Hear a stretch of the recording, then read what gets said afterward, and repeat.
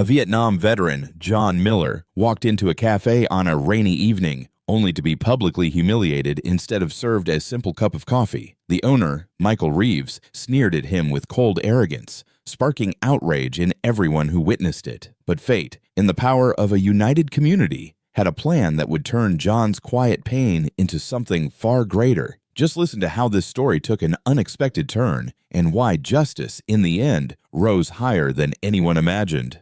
The evening rain had just begun to fall over a small Ohio town, soft droplets tapping against windows and pavement, filling the air with that familiar scent of wet earth. Streetlights flickered on, casting a golden glow across the sidewalks as people hurried home, coats pulled tight against the chill. On the corner of Main Street stood a little cafe, warm light spilling from its windows, the kind of place where neighbors usually gathered for comfort on stormy nights. John Miller approached slowly, his cane striking the sidewalk with a steady rhythm. He was a Vietnam veteran in his 70s, with silver hair that framed a face etched by time and quiet resilience. His jacket was old and worn, but neatly kept. On the sleeve, a faded patch spoke silently of years long past, of service and sacrifice. John wasn't looking for pity or attention. All he wanted was something simple, a hot cup of coffee to warm his hands and a seat to rest his tired legs. As he pushed open the door, a small bell chimed. The cafe was filled with the low murmur of conversations, the soft hiss of an espresso machine,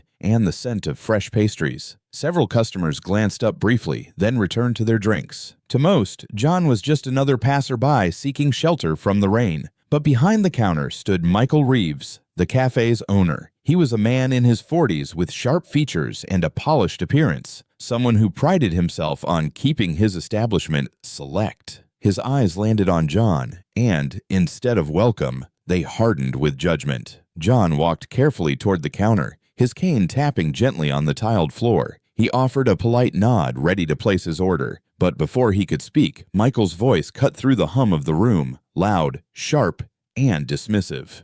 "We don't serve people like you here." The words hung in the air, heavy and cold. John paused, confused, his brow furrowed slightly as if hoping he had misheard. But Michael didn't stop. His lips curled into a thin, disdainful line as he added, "We don't serve drifters and beggars. Find somewhere else." The cafe fell silent. Conversations froze. Cups clinked softly against saucers as customers shifted uncomfortably in their seats. The warmth of the room seemed to vanish, replaced by a chill that had nothing to do with the rain outside. John's hand tightened slightly on the handle of his cane. He had endured years of hardship, of battles fought both abroad and at home, but this cut in a different way. He wasn't asking for charity. He wasn't asking for special treatment. He was simply a man, a customer like anyone else, and in that moment, he was stripped of dignity by the very person who should have offered it most. For a brief second, John met Michael's eyes, searching for any trace of humanity, of compassion. He found none.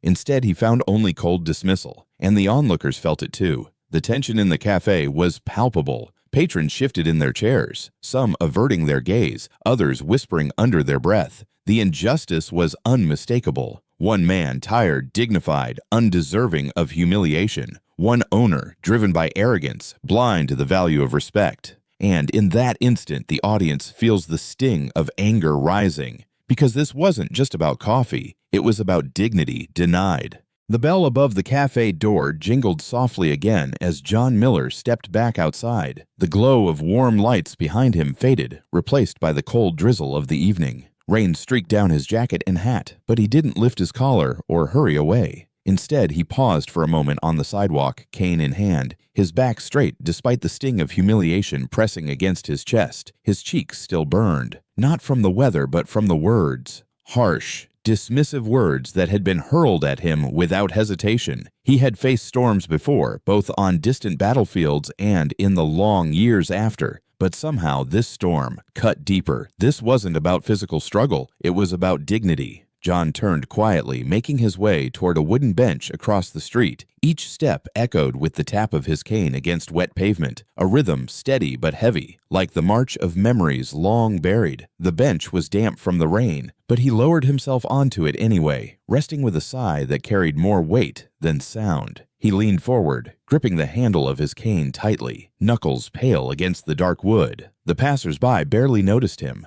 Cars rolled by, tires splashing through puddles. headlights glinting off the wet asphalt. Life in the town moved on as if nothing had happened. But for John, the world had shifted in that moment. His eyes wandered toward the cafe window. Inside, silhouettes of customers returned to their drinks and conversations as if the scene had already been forgotten. But John could not forget. He closed his eyes, and in the darkness behind his lids, old memories stirred. He remembered faces, young, determined, full of life.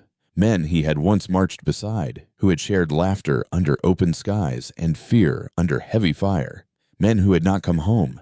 Their names, etched in his mind, rose unbidden now, like whispers carried on the rain. For a long time John had carried their memory quietly, without complaint, without asking for recognition. He never demanded thanks. He never sought applause. All he wanted in the years that followed was something far simpler, to live with a measure of respect. Tonight, even that had been denied. A small shiver ran through him as the rain grew colder, seeping into the fabric of his jacket. Still, he didn't move. The bench, the silence, and the steady rhythm of raindrops became his companions. A man who had once endured so much now sat alone, facing a wound that wasn't visible but was just as real. He wasn't asking for pity. He wasn't asking for handouts. He only wished to be treated with the same dignity any person deserved. That was all, the bare minimum. And as the camera lingers on him, an old soldier on a rain-soaked bench, head bowed, shoulders heavy, the audience cannot help but feel it. The sting of injustice, the loneliness pressing in, the quiet pain of a man who gave much, only to be turned away when he asked for little. It is a moment that lingers, not because of what was said, but because of what it reveals, the deep, unspoken ache of being forgotten. Morning came quietly to the little Ohio town. The rain had passed, leaving streets washed clean and skies streaked with soft gold light. For John Miller, it felt like just another day. He rose early, as he always did, the discipline of his past still guiding his steps. He expected nothing to be different. The humiliation of the night before was still fresh, a weight he carried in silence. But outside his small apartment, the world was already stirring in ways he could not imagine. The scene at the cafe had not ended with the closing of its doors. Someone, standing among the tables that night, had raised a phone and captured everything. John stepping inside, the owner's harsh dismissal, and John leaving quietly into the rain. The clip was only a few seconds long, but it carried all the weight of the moment. By dawn, it had spread through the town, and by noon, it had reached far beyond. Neighbors whispered about it in grocery store aisles. Families passed it around their dinner tables. Online, the video picked up speed, shared by strangers who had never met John, but who felt the sting of his treatment as if it had happened to them. Words of support poured in. Short, heartfelt messages. No one deserves this. He's a hero. Respect should cost nothing.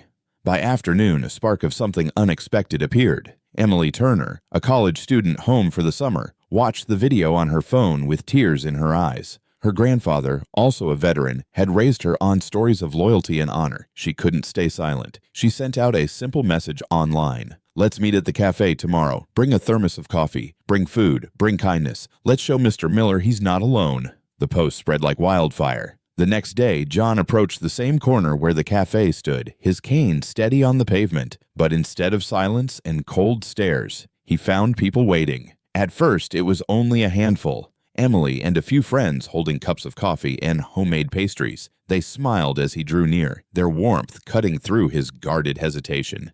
"This is for you," Emily said softly, handing him a steaming cup. John blinked, speechless. Then more arrived. Neighbors with folding chairs, families with picnic baskets, veterans with old caps and jackets like his. They sat up across from the cafe, laughing, sharing, and inviting John to sit among them. Someone strummed a guitar. Children ran through the crowd. Each hour, more joined. What began as a handful grew into dozens, then into a sea of voices united by one simple message: respect. And while the cafe's windows glowed empty and hollow inside, the street outside was alive with community. Cars honked in support as they passed. Local reporters arrived with cameras. What had been a wound of humiliation was slowly being stitched by compassion, piece by piece. For the first time in a long while, John felt something shift within him. It wasn't pity, it wasn't charity, it was solidarity. A quiet hope flickered, not just for himself, but for the belief that kindness could still triumph. The storm had broken, and in its place, the first rays of hope began to shine.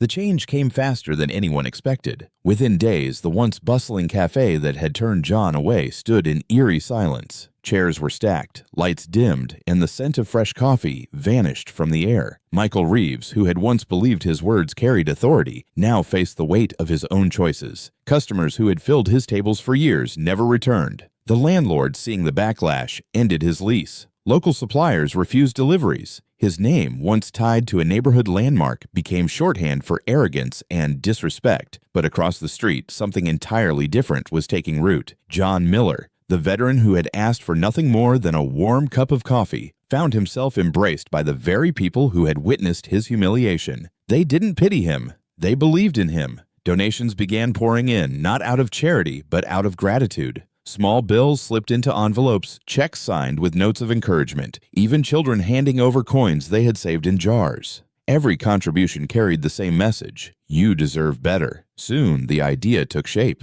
Together, neighbors, friends, and strangers worked side by side to create a new space. A cafe built not on exclusion, but on honor. They found a small corner shop for rent, its windows wide and welcoming, and its walls waiting to be filled with life. Volunteers painted, carried furniture, and polished counters until it gleamed. Local carpenters crafted wooden tables. An artist from town painted a mural of a sunrise over distant hills, a symbol of hope rising after a long night. When John saw the sign above the door for the first time, his hands trembled. It read, "Brothers Brew." He had chosen the name himself in memory of the comrades who never made it home from the jungles of Vietnam. To him, every cup of coffee would be more than a drink. It would be a tribute, a quiet act of remembrance and respect. The grand opening drew a crowd larger than anyone could have predicted. Families gathered on the sidewalk, veterans stood shoulder to shoulder, and children pressed close to the glass, peering inside. When John, wearing a clean apron and his familiar jacket with faded service patches, stepped behind the counter, the room erupted in applause.